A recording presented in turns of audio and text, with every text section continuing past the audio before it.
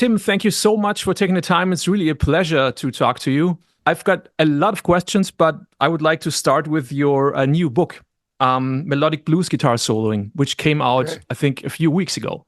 And I was wondering if you could talk a bit about it. Well, thank you. It's on Guitar Vivo. It's available on Amazon.com and also from GuitarVivo.com if you only want a PDF. The PDF has its positives. You can make it large on the screen, and maybe it's searchable. I'm not sure, but these days people have different ideas. Some people like paper, some people don't. So we have it in both. Neither one is preferable in terms of what we are trying to promote. we want people to get something that they can work with. Hopefully, if you get a paperback copy, it's on your music stand and it gets all wrinkled and folded and coffee stained, and because you're using it rather than just putting it directly onto the bookshelf.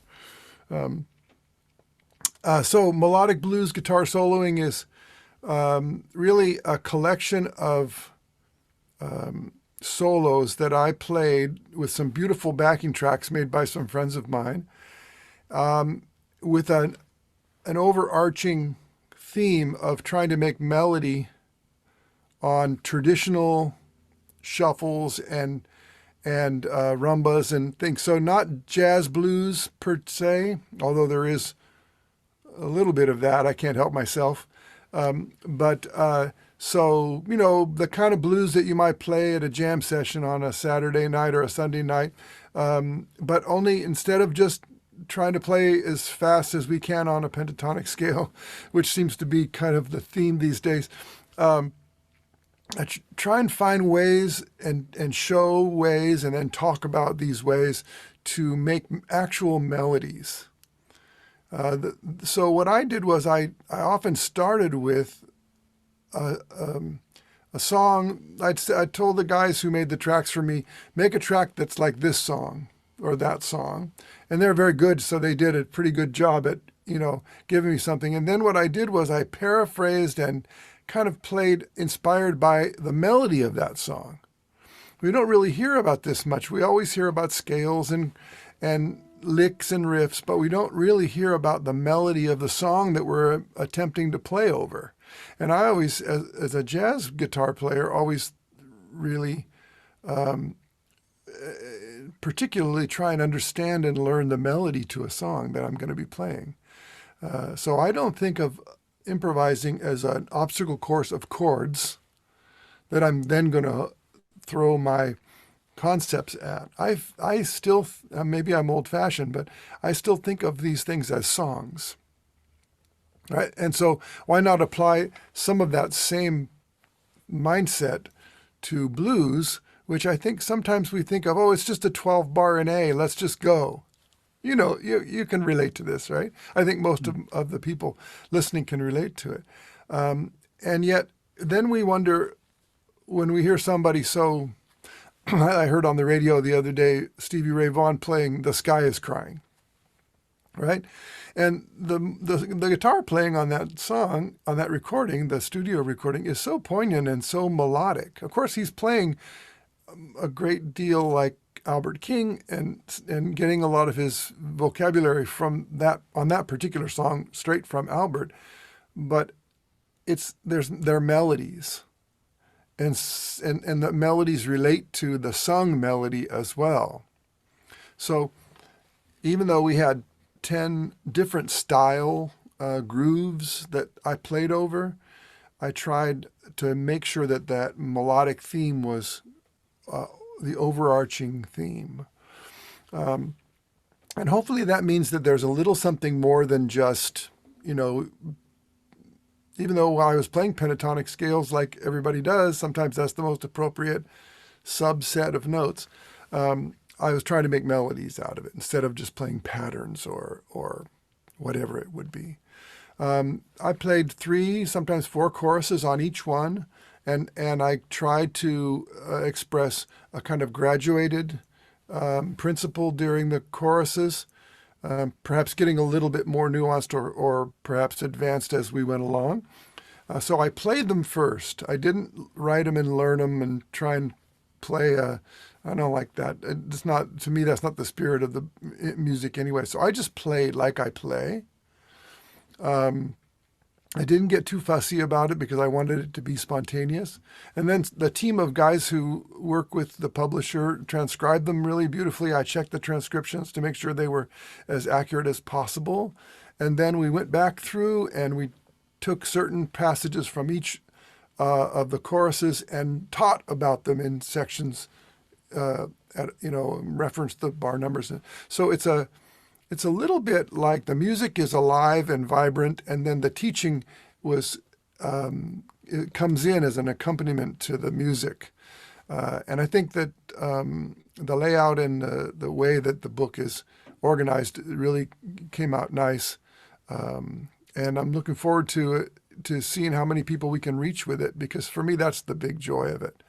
I don't know if the monetary business really makes much difference, but I mean, it makes a difference to me, but what I really get joy from is that people write me a note and say, oh my God, I'm really enjoying this book. It's helping me.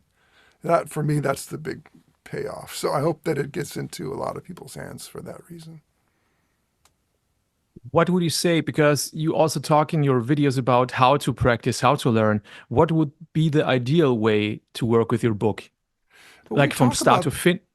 Yeah. Oh, sorry. We talk about that in the book in terms of how to use this book. You always put that at the beginning.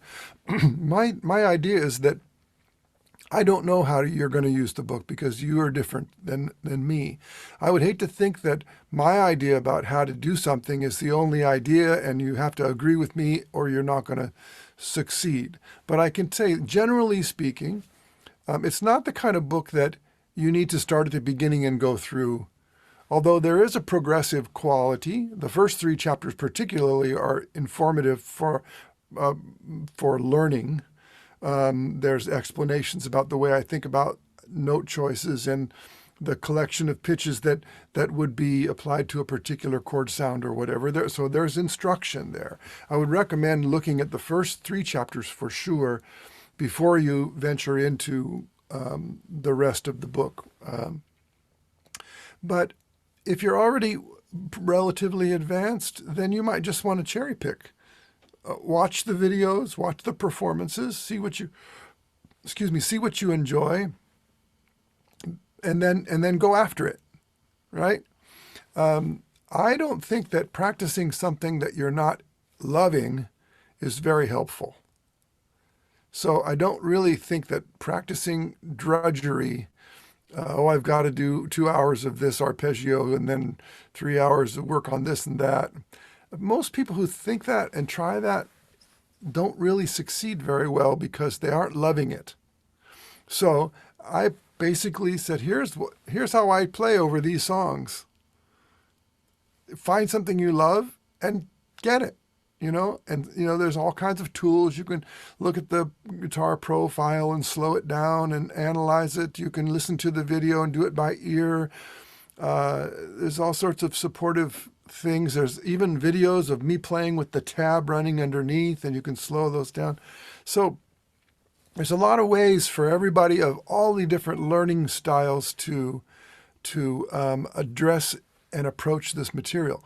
Now, the other thing that comes into play here is, and if you're a teenage boy or something and you have all kinds of time on your hands to practice and practice and practice, that's one kind of student. But if you're a 55-year-old man who works all day long and comes home in the evening and wants to be able to get a few new licks, that's another, And I think that we can't have one blanket policy that everybody must follow. There's a lot of questions about this, though. People really want to know. Generally speaking, I find that you follow your joy and your curiosity. That leads to better results than if you regiment yourself with some sort of linear progress-based idea. Because the only missing link in a perfectly designed curriculum with timings and do this for this amount of time and then do it every day and do this and that and all 12 keys, the only real X factor there in that perfectly designed system is you. And apparently we're not a perfectly designed system. right? Yeah, So that's we true. try and say, I would like to be a perfect student and at the end of a certain amount of time have this amount of verified progress. But the only problem with that is we can't do that. Usually we can't do that. And if we force ourselves to do it, we don't have much fun or have much joy. And then the stuff might go in, but we're in a hurry to make sure we're hitting all the signposts and we don't really soak in it. We don't really digest it. So I'm a proponent of practicing in a way that when you listen to music, the feeling you get when you're listening to music, that joyful feeling, the inspired feeling, you always want to have that in your practicing. And if you don't have it, then the results I think won't be so good. They won't be lasting, and they won't, it won't be. Oftentimes, they won't be able to convert all of that work into joyful music in the end, which is really the point, right? Mm. When you practice, you're hoping to be able to play joyful music that moves people and you allows you to express yourself. So why would we practice in any other way besides that? Right? So Mm. I don't think that we have to do everything, you know, like just one last little bit about this. Somebody might say, learn how to play all your arpeggios in all your fingerings, in all 12 keys, in all 5 chord types. It took me 30 seconds to say that. But most people can't do that, Yeah. right? And then the subliminal message, or sometimes the overt message is, until you do that, you can't play music. Until you do that, you're not going to be able to improvise very well. That's just not true. It just doesn't turn out to be true. You certainly need to be able to do some of that, but as soon as you can do even a little bit of that, you can begin improvising and using your ear and using all the rest of your facilities rather than just relying on formulas and information, right, that you might have been told you need to learn. So I'm not an anti-intellectualist by any means. I really believe in understanding what we're doing with music, but I also think that sometimes the pedagogy can get a little bit tight and unrealistic, right? I was improvising before I knew what any of this stuff was. I wasn't improvising well, but I was improvising. No one told me you can't do that until you learn these other things. And then I just slowly, as I needed to, as I came across them, as my mind was willing to accept new information, I was filling in the blanks. And so I think that's a more holistic and perhaps better way in general to approach practicing. And then you add your personal time frame and your willingness to address the material, how much time you have, how much information you can digest, all those things, then that's personal. That's something everybody has to assess for themselves, perhaps. It's interesting you say that because you did a great video about this topic, which resonated very much with me and was very influential to me, where you talked about not being too focused on levels when you practice, of reaching new levels. And you said the sentence that struck me. You said, you got to dig it, man. You got to be like a kid playing in the mud when you practice. And I think that's really beautiful because sometimes it's so hard to dig what you're practicing when you're practicing. Sometimes you're just frustrated with yourself and try to get somewhere you're not at the moment. Yes. So yeah. Yeah, I thank you for bringing that up. I thought that I made that video to address something that I feel is pretty strongly emphasized in learning, whether it be on YouTube or in a school or whatever, is that there's a track, you get on the track and you have to learn these certain things. And of course, we do. But if someone tells you to learn something before you're ready to learn it and you try to learn it, you don't know why you're learning it. And you may not ever know why. A friend of mine made a video the other day saying, I don't think practicing arpeggios has really helped me very much. This guy is a really beautiful pro, famous recordings and everything. He said, I don't really think practicing arpeggios like I did really helped me very much. I just don't feel like I used that. I wish I had those hours back. And I thought, well, interesting. He did something that he didn't know why he was doing it, and now he kind of regrets it. And that's part of the path as well, right? Being confused, practicing inefficiently, it's all part of the path.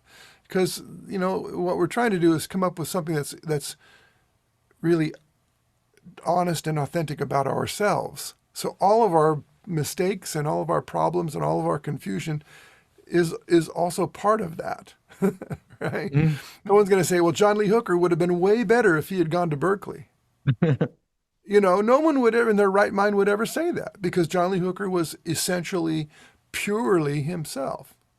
And whether we know a lot of stuff and we can wiggle our fingers quickly or in complicated ways, or we know one thing and we can't hardly do anything else, both of those things are valid in terms of this issue of authenticity and really personal endeavor, right? So it's a little bit tricky. And maybe in hindsight, I can say what I'm saying, but someone who hasn't traveled those paths might say, what is he talking about? And I don't know, that's for sure. I'm willing to accept the fact that my perspective may not be very practical for someone who has an idea that they're going to be a solid pro by the time they're 20. I don't know. But Yeah, that's but what I think. it's a very my question is because obviously you're also a Zen master, and I was wondering how much of that spirituality is applicable to guitar practicing. Because when you're practicing guitar, you can say that's kind of the Dharma, right? That's all life is suffering. And when you're practicing guitar, you can be suffering quite a lot with your own expectations and Mhm, maybe even delusions and whatnot. mhm, mhm. I say it's exactly the same.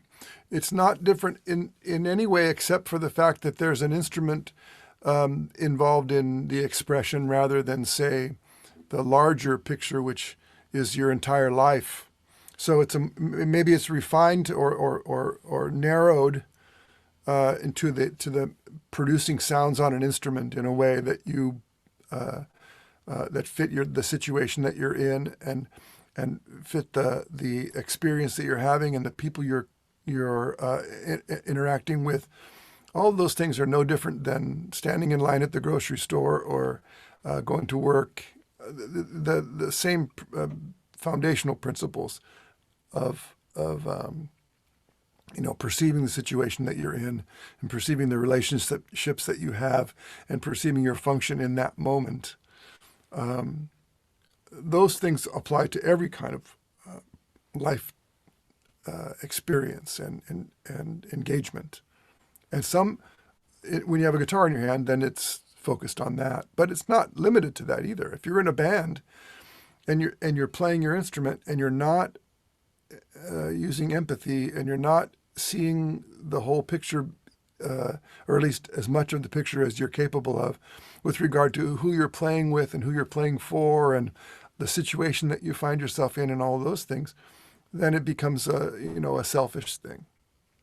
And Hmm. selfishness is one of the biggest problems that we have, is we everything we want it all for ourselves, and so being able to widen your mind and your heart and open yourself up to a situation that allows you to be ultimately helpful happens in music. It happens in parenting. It happens in romance. It happens at work. It happens wherever you go.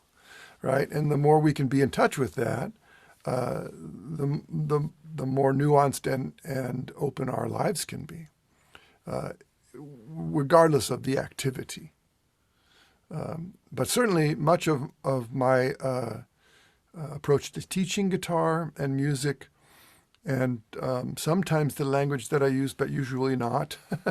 I don't usually use Dharma language in my guitar teaching, for instance, because it's not necessary, and it's usually not helpful because most of my guitar students aren't interested in that type of thing. They have their own spiritual life, and if they ask me about it, maybe I'll mention something. But I don't usually try and say Zen guitar or any of that kind of stuff, because I feel like it's not necessary. It actually poisons both pools Mm. or both wells, but it's there for me because I don't see it as being any different. Can we talk a bit about the Zen side of your life? Because it's so, I If found it you'd so like. interesting. Yeah, I would be really interested. Because I've read in an interview that you didn't play guitar for quite a long time, if I'm not mistaken, about a decade or so. So if Yeah, that's not only too very, very occasionally. Yeah, only very, very occasionally. And then toward the end of that time, I ended up playing just a little bit more, but most of the time I only played the one in my head. How did it, if that's not too personal, but how did it come about? Why did you turn your back on it Oh, I don't think for a I long turned time? my back on. I turned my mind towards something else because it briefly, it is personal, and but I have to. We're talking about it, so I have to be somehow helpful. I got to a point in my life where I was playing music all the time. I was quite good at it, but I didn't love myself when I was doing it. I didn't love the people listening to it. I didn't love the activity. I'd lost touch with this childlike mind, and I'd been, a Zen practitioner for some many years prior, and it was helpful, but it didn't. There was something, broken in the music process that was probably established when I was a teenager or something, and then I never really investigated it very closely, and it turned out to be, about competition and about showing off and about all this sort of unhealthy stuff that most people can relate to, right? Either it manifests as fear, and you're shy about playing because you don't want anybody to judge you badly, or you think you're not good enough. That's one side of it. The other side is you think you're wonderful and you want everybody to notice it. That's another side. That's just the two sides of an egoic, mind frame. So I was, I needed to take a break from it. I didn't have a healthy perspective on myself and my life, my music, why I was doing it. And, the break I didn't say one day, okay, I'm going to stop doing all of this. It just sort of happened in the circumstances that I was following. And then I got to a point where I was ready to, return to the world, so to speak, and maybe be in an environment of everyday life that was less stylized than the Zen monastery life, and maybe test me a little bit more, test how I could utilize and function in the world. So there's a little Zen saying that says, anybody can be a saint on the mountaintop, right? But how about when they're in the marketplace? Zen Master Linchi said that, And so I had been on the mountaintop for quite a while, and I thought, well, let's go back to the marketplace and see how it's going. And there was also one other thing that kind of compelled me to return to lay life, which we would say, was that Ted Green died. And when I found out about that, it was, hurtful and saddening, all of that. But I also realized that something else that I hadn't really formulated in my mind became very clear there. My teacher was gone. I couldn't ask him any more questions, but no, neither could anybody else. And I had a pretty good opportunity to study with him and work on things he taught me over time. And I thought, well, maybe it's time for me to, pay it back. Maybe I could find a way to continue that work, get back into it, because it's sort of the way my mind works. Someone gave me something, I feel like I have a duty to repay it somehow or pay it forward. How did So you then I get to started know? playing guitar again. Yeah, that's fantastic. How did you get to know Ted Green, and what was it like studying with him? Oh, I called him on the phone. Somebody gave me his telephone number. I was in California, where I grew up, and he was in Southern California. I called him on the phone, and remarkably, he answered the phone, and we had a lovely conversation. And so I told him what I was hoping to do, and I was, 17 years old and 18 years old maybe, and could he help me? And he said, well, I don't do this very often, but I can write some things down for you or find some pages and send them in the mail to you.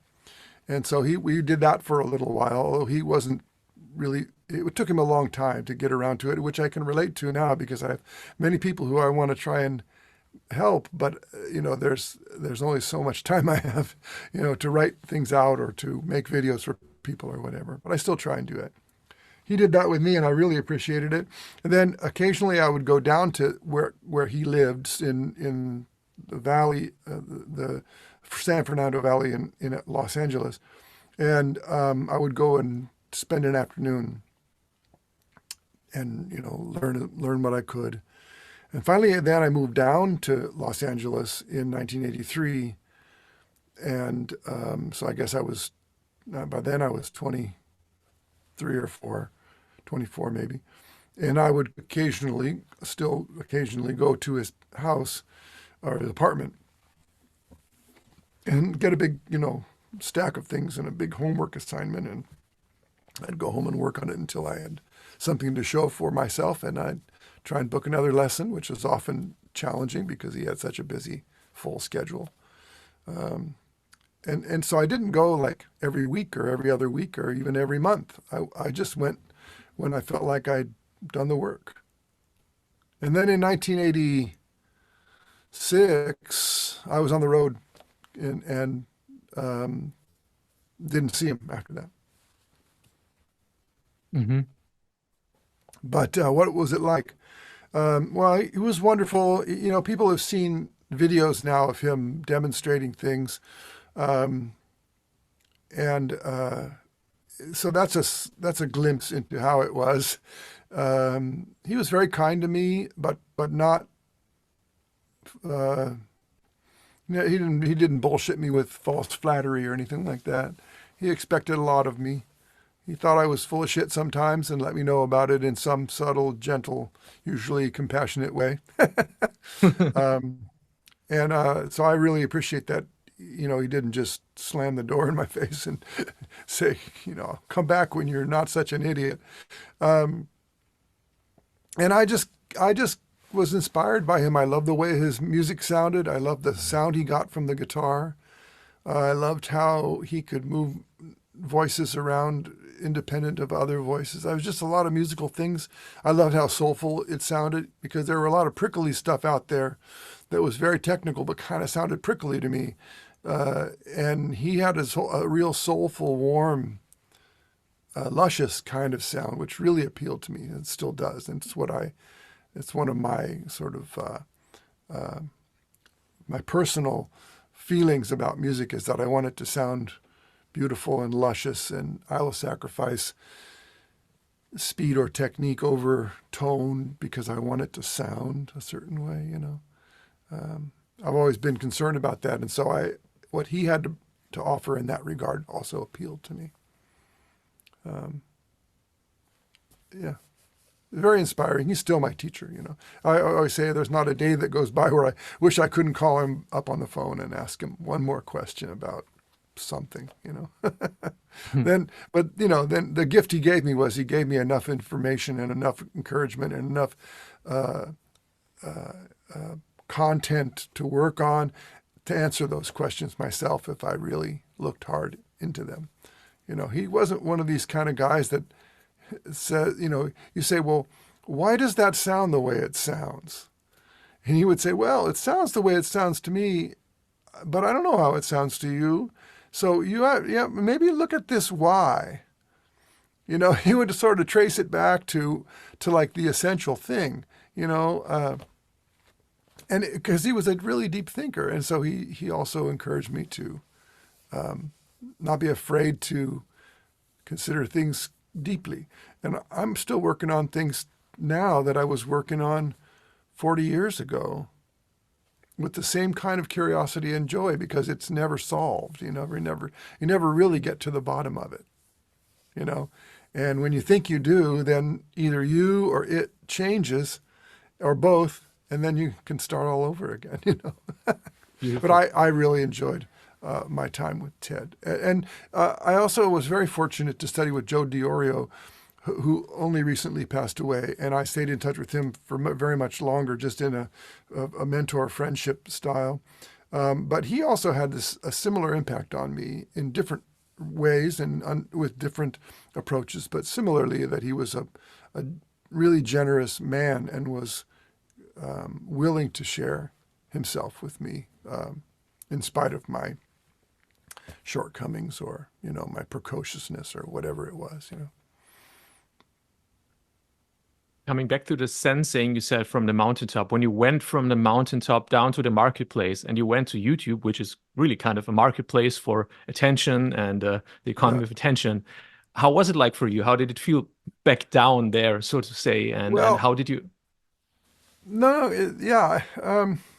Good question. I didn't really know because I was just thrown into it, and I had to learn how to play guitar. Basically, I didn't know. No, that's not true. I knew what I wanted to do more so than when I before. You know, I could do all sorts of things when I was 30 years old that were physically quite profound, but I didn't know why I was doing them necessarily or why I wanted to do them or if it was what I wanted to do or whatever. So time away from the instrument and playing a lot of music in my mind during the times I could do that solidified some of my sort of what I call my musical morality, what I really wanted, what I really believed in, what I really knew about how I wanted to portray the sounds. And so I started to address that with instrument in hand, to try and manifest the music that I was hearing in my mind, the tone, the approach, the richness, or whatever it might be. So I had to learn how to do that, get my physicality back. I had a few problems at the very beginning because I tried to do too much too soon, and the body didn't really appreciate that. But by the time I started when I made my first YouTube video, all I wanted to do, I saw YouTube, I saw people playing. All I wanted to do was just share with people and like share my joy with it. And then to my surprise, people liked it and responded and did all those things that YouTube likes, which are, in 2008, the YouTube algorithm wasn't nearly as sophisticated, right? But it was basically, if a lot of people like it, then a lot of people see it.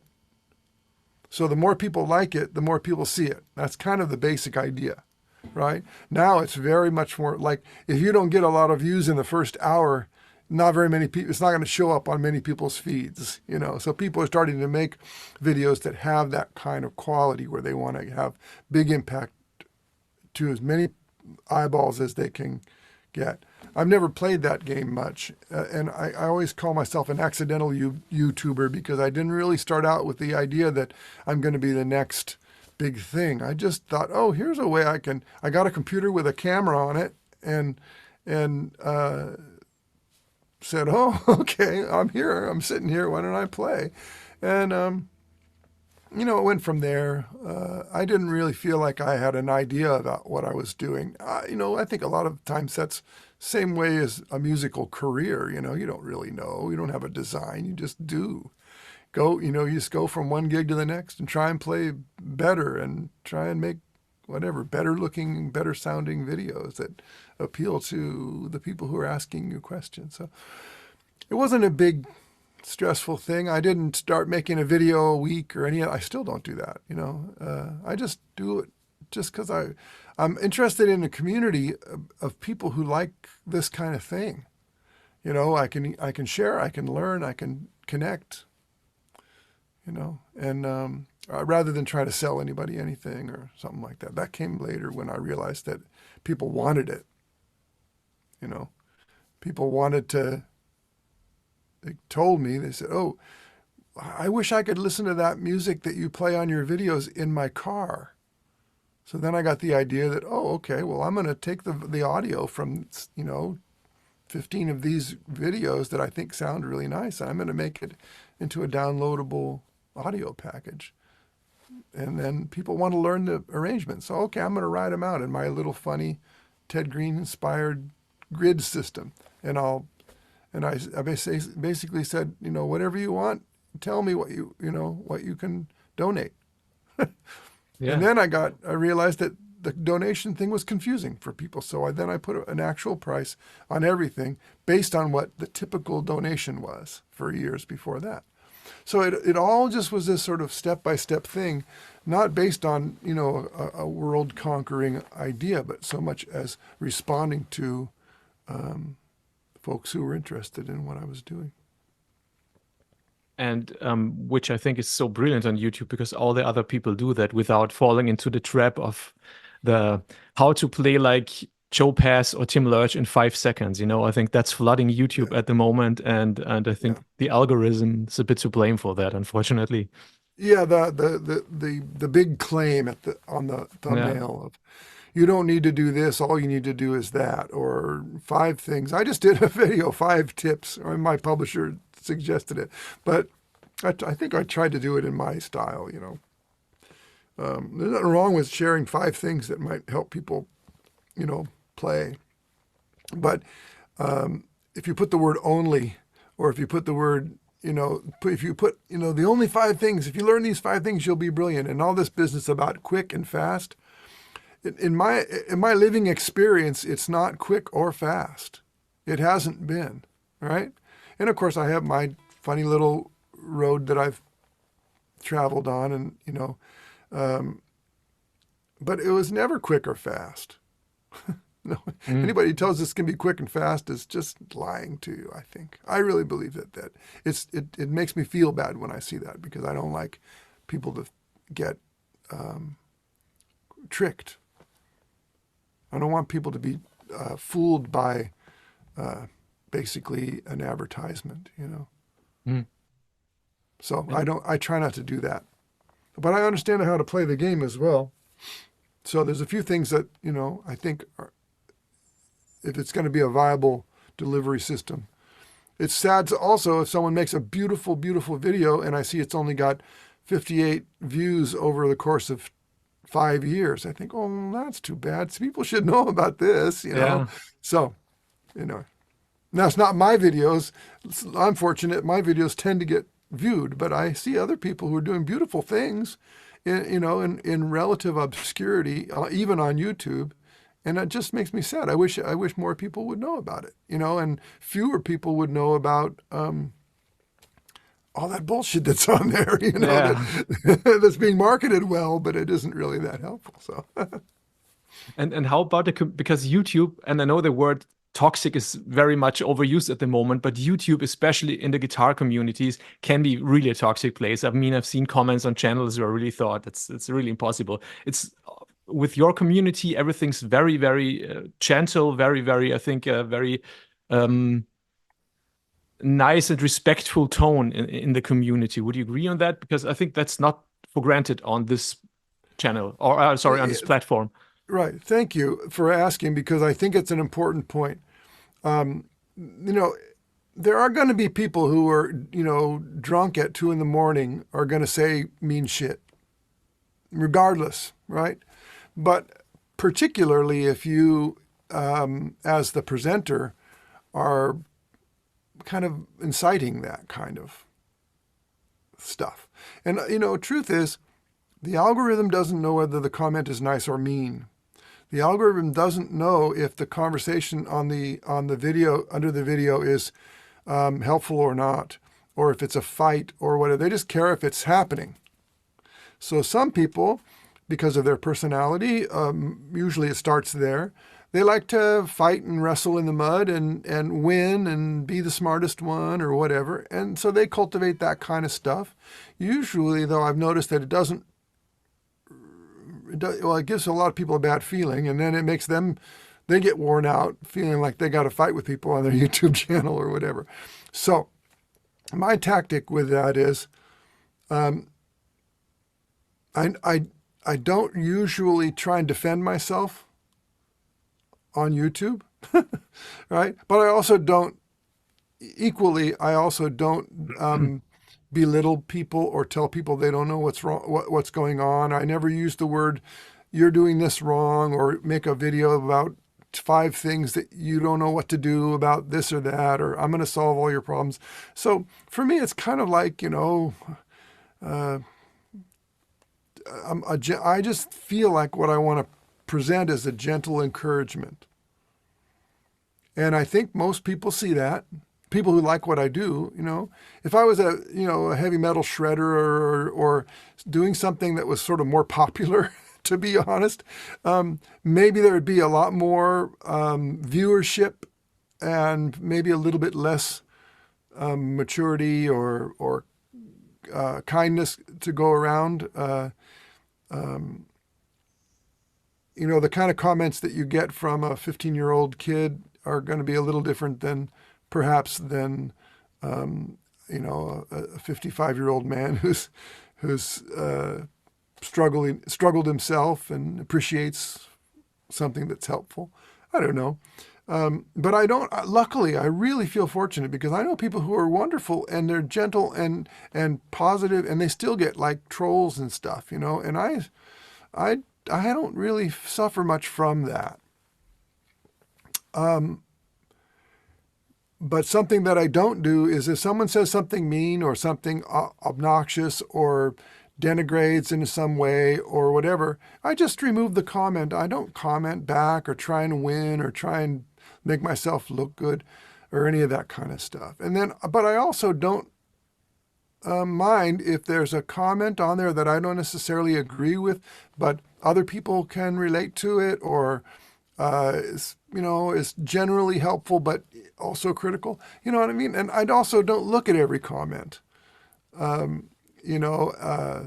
So, for me, I think it's just about community, right? So if you have 10 people over at your house and one guy's being a jerk, well, maybe next time you just don't invite that person. But you don't try and make him feel bad or turn everybody against him or anything or her. You just say, oh, well, maybe that person just doesn't dig what I'm about. So it's okay. It's okay. They can dig somebody else. I think sometimes negative, especially the real vicious kind of negativity, usually comes from someone who's suffering. Yeah. And doesn't feel good about themselves and wants to hurt other people because that's how they hurt. And sometimes you can help that person. Sometimes you can't. But you can always be kind. Start there anyway.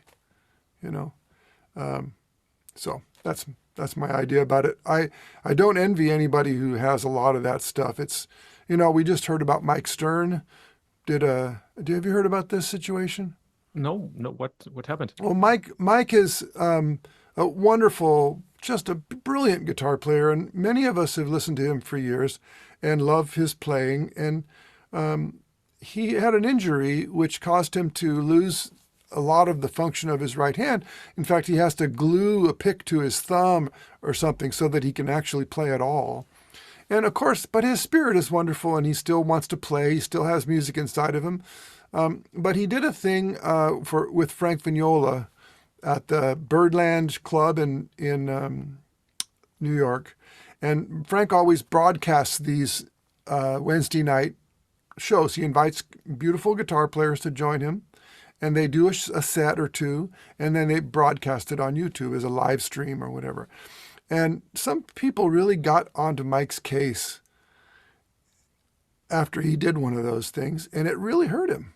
And he asked Frank to take the videos down, and he's thinking he shared with somebody who he trusts. It really hurt him, and he was thinking about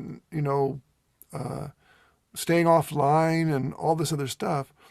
And of course, now many of us are rallying around Mike, because we think it's shitty that someone or some people would pick on him like that, probably who didn't know his legacy or whatever. So it does. It's not just all ones and zeros. It's people. It's human. And as thick as we think our skin is, and it takes pretty thick skin to live on YouTube, But was it recent? It's happening now. It's just happening in the last few days. Oh, really? Okay. Weeks. Yeah. Because the accident lies a few years back, if I'm not completely right. But yeah, so he's recovered from his accident to the extent that he can. He's begun playing again for the last few years, and of course his playing is hampered by the fact that his right hand doesn't cooperate so well. It's all completely numb, I guess, because of the way the injury was healed or something. I don't really know all the details about that. But I just thought that it would just hurt my heart to I didn't read any of the comments. I just saw how he was reacting to it in terms of, someone passed on the information that he was really hurt about it. And I thought that was shitty, Yeah, that's terrible. you know. There's have you maybe it's completely not jazz, but I've just watched the documentary about John Bon Jovi where he talked about losing his voice, and it's the same. He said he went to a point with extremely much effort that he could at least sing a little bit, and it took him everything. And then the Yeah, press wrote, "Oh, he can't sing anymore, and he's yeah, shitty." And he said he really, even as a huge superstar, he felt really crushed, and it yeah, was really a remarkable scene in this documentary. Yeah, yeah, yeah. terrible. You know, it's funny about our world. There are comedies that are basically mean. You know, it's funny because or people think it's funny because someone's being made fun of in the movie or something. There are.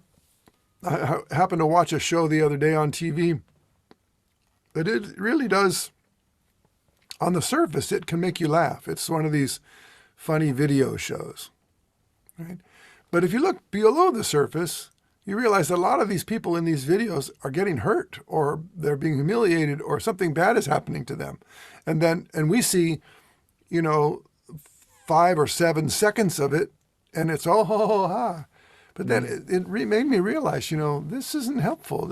We're turning into a society where we get a lot of entertainment about the suffering of other people, So that was just a reflection on that. I don't know if there's anything I can do about it except not create content or play music in public or make my musical life be anything like that. I want to try and lift people up, give them joy, share my joy with them. And I think that's the only thing I have the capacity to do, except perhaps not support the other side of the equation, which is, doing things or saying things that are insulting or harmful or hurtful. And so I have to really make sure, even if I'm critical of something, I have to make sure if I can say it in a way that's not hurtful, but helpful, perhaps. Mm. Of course, I don't always succeed at that. How does you I mean, you do so many things besides being a pro musician, of course. You're doing the YouTube thing, you're doing the books, you're doing the True Fire courses, you're doing a lot of teaching. Do you have a typical day when you're not on tour? What's your typical day like? The typical day is all balancing all of those things, and in a microscopic way. Oh, I've got a gig coming up. I better focus on that. Or I've got, I'm going to be out of town for the next 6 days. I got to take care of some things before I leave. But it's all part of the same juggling act, and when I was a kid, there was a thing on a variety show, maybe the Ed Sullivan Show or one of these typical 60s variety shows, where somebody would come out. It was like a vaudeville act or something, and they'd take these dowels, like a slender stick, and they would spin a plate and put it up on top of the stick, and the stick would then hold the plate while the plate was spinning. Right? Then they'd do it to 2 or 3 or 4 or 5 others. So suddenly there'd be 5 plates on top of 5 very slender sticks all spinning. And by the time they get to the 5th one, they got to rush back to the first one and spin it and twiddle the stick, this flexible stick. They'd twiddle it to spin the plate more. And so that was the whole act. Maybe they'd have 5 or 10 or something, and it would be, the more they had, the more amazing it was. But they'd always have to do this thing where they'd get down to this end, and then they'd have to run back and twiddle all the old sticks to keep everything up. And then, at the end, the plates would fall down, and they would say, yay. So it's a little bit like that. It's just making sure that I can try my best to address not only my profession, but also, household opportunities and duties and relationship duties and the joy of my partner and I being able to do other things, go walk up on a nearby mountain, or refresh the mind a little bit. So all of those things, and I don't know if I do it well or not. I try, but I don't. I'm interested in all of those things, all of the things you mentioned. All the teaching and the playing and making videos. I'm interested in all that stuff. It gives me more energy. And so I like doing it. I follow my joy, Mhm. Makes it easier. I try not to have drudgery in my life at all, except cleaning the cat box. Yeah, well, that has to be Cleaning the done, cat right? box, I make myself do that. But it's 5 minutes a day, so I can live with that. Do you have time for another question? Sure, I'm here Um, with you. okay, perfect. Because I was wondering, I wanted to ask you about the importance of the breath when playing, because in your Mm, videos you can oftentimes hear you exhale, and I mhm. always wondered how that correlates with your phrasing. And do you think the breath is correlating to the architecture of a lick or of a riff or whatnot? Yeah. Perhaps I haven't really played in this. Maybe if I can get a good sound, I can show something about that. Please. Because you're right, I do breathe. So do you, by the way. No, no, sure, but yeah. Right? But I think maybe what I do is I've connected the phrase with the breath because Mhm. I always sing what I'm playing. So if I play, I'm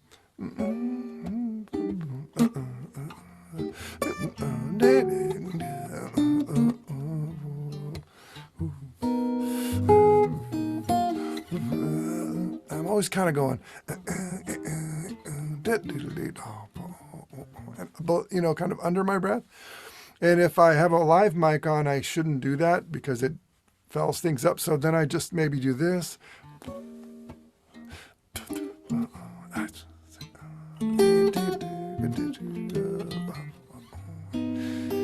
See, I just went, right? Because I'm about ready to start.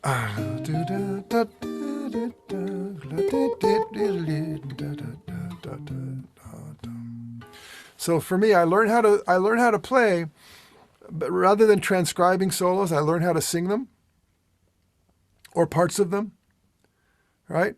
And so for me, the music that I have is inside. The easiest way to get it to come out with my limited ability to sing is through my mouth. So then the job is get the guitar to be as close to what I'm imagining. And if I had a beautiful voice, maybe I wouldn't play guitar, I could just sing my ideas. But also the voice is monophonic, and I'm very interested in polyphonic things, really interested in, multiple voices. So you might, if you listen really carefully, and if I actually could sing all the bits, I might say,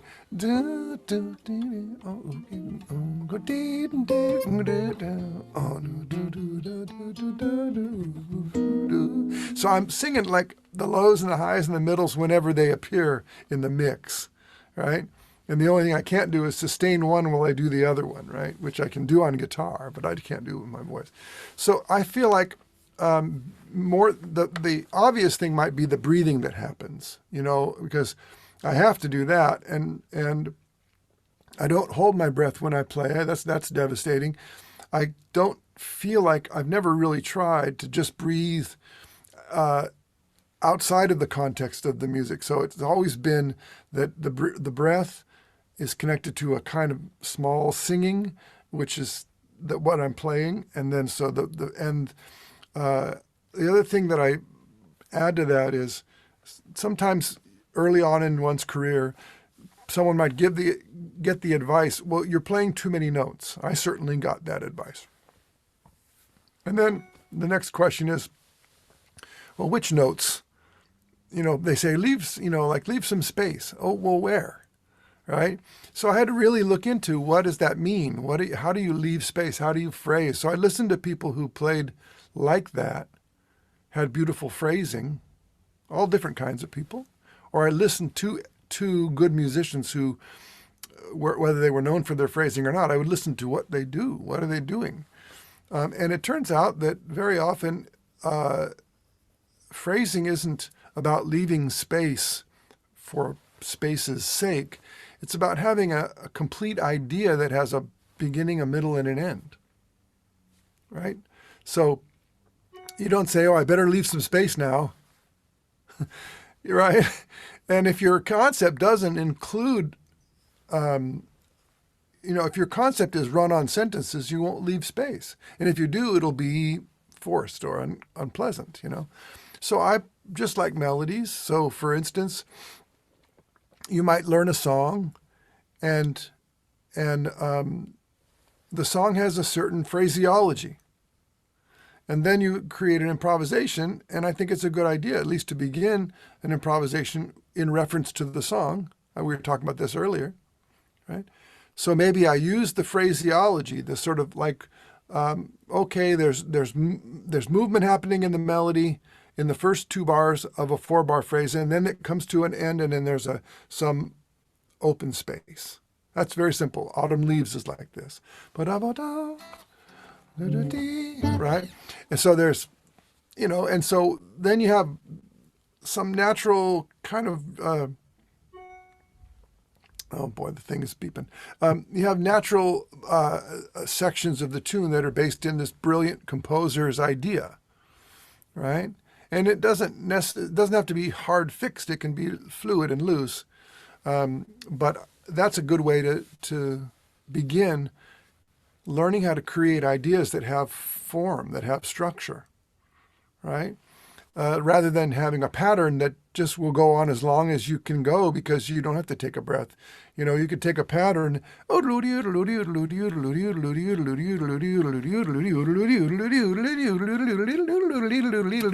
can go on and on and on if you don't run out of breath.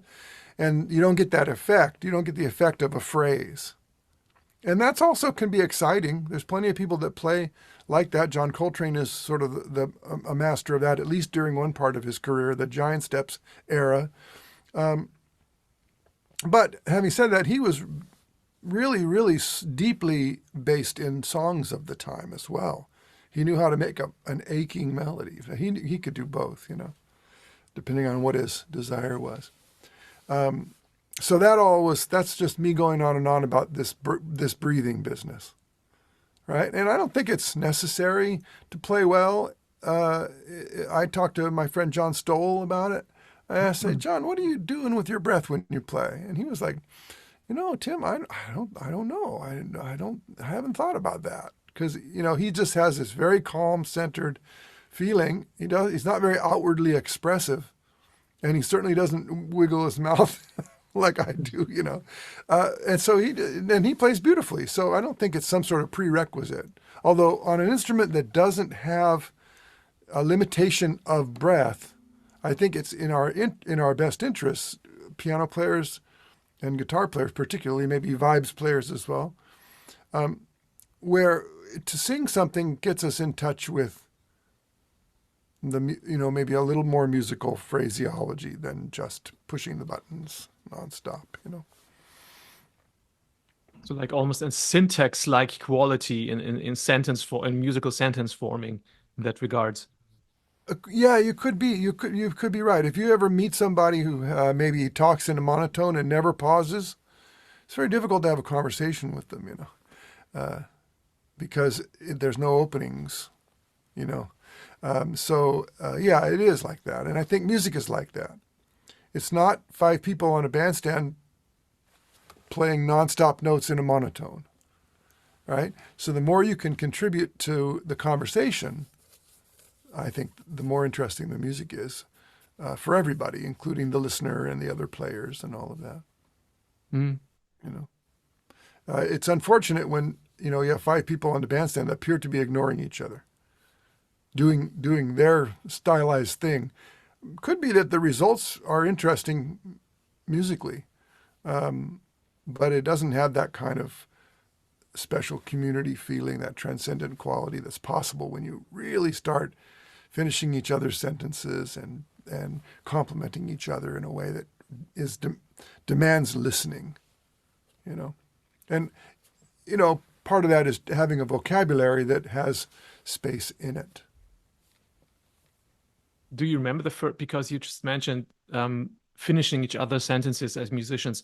Do you remember the first time that you played in a group, in an ensemble that was able to do this and where you were able to complete those other people's sentences? Can you remember that time and what that band was? I'm not sure. I've had all through my life, peak musical experiences of one kind or another, probably as you have as well. And they're wonderful, but I'm not sure I remember any of the specifics about it. I remember something that happened Saturday night I'm in a band called Pearl Django, and we play basically acoustic swing music, violin, accordion, two guitars, and bass. We call it hot club swing or something like that. People call it various things.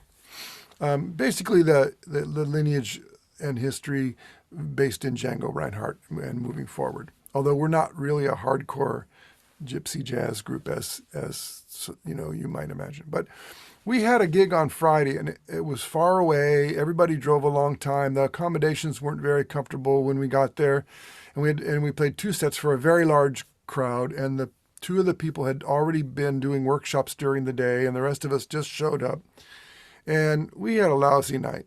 I mean, our lousy nights are never that bad because we've been doing it for 30 years. I haven't been in the band for 30 years, but the band's been alive for 30 years.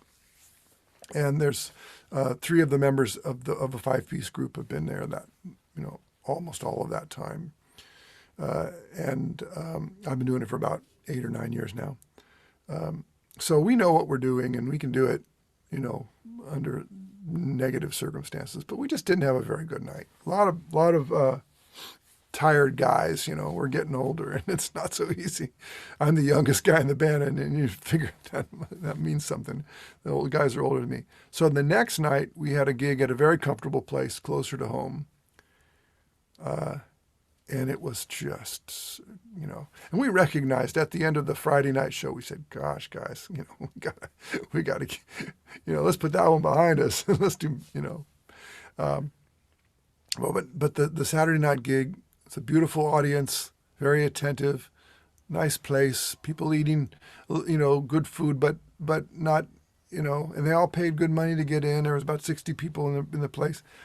And we played so nice. We did all those things that I was saying, this listening dynamics that happen that can't be rehearsed, trade-offs from one solo to the next where someone takes over, or sections where we're playing together and we surprise ourselves with something new, and someone just decides to stop playing, and all of a sudden there's, oh my gosh, this is fresh now. You know what I mean? That's like the bass player decides, I'm going to lay out for the first chorus. Okay, and then we get to do something different and or at least unique, and it's not just pounding our way through the stuff. And so I remember that. It happened 2 days ago. Fantastic. And in some ways that's the whole point of it. That makes me the happiest. But if I try to remember all of them or the first one or whatever like that, I think then I'd be attached to that. And I'd maybe go into each musical situation hoping for that to happen, or wanting for that to happen, or trying to do things that would help to create that. And maybe that's not so authentic either. Although some of those things can become good habits, like leaving space and listening and all that. But you have to do that because you want that. You want that feeling of that, not because you think it's the right thing to do at a certain moment, that someone else is going to say, oh, it's better to do that. I just feel like we just get what we get. We get our true nature in the moment, whatever that is.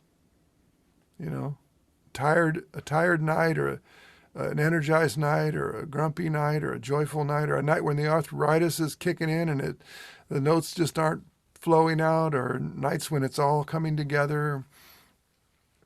I mean, it's so different. I might have a night where I felt like, man, I was really on, and then I turned to the violinist, and he didn't have that kind of night, and he's a little upset, and I think, well, where was I when that was happening? I was too involved in me being good and maybe not as supportive of him as I could have been, or something. I don't know. I don't want to blame myself for somebody else's bad night, but it's not always just everybody all the time, or nobody. It's as nuanced as anything. It's as nuanced as standing in line at the grocery store. You don't know how everybody's feeling. We do our best not to, make it any worse for anybody. Would you play a little something? Sure. That would be fantastic. Do you have a favorite song or something? Anything? Whatever you feel like playing at the moment. Okay. This is a song called Angel Eyes.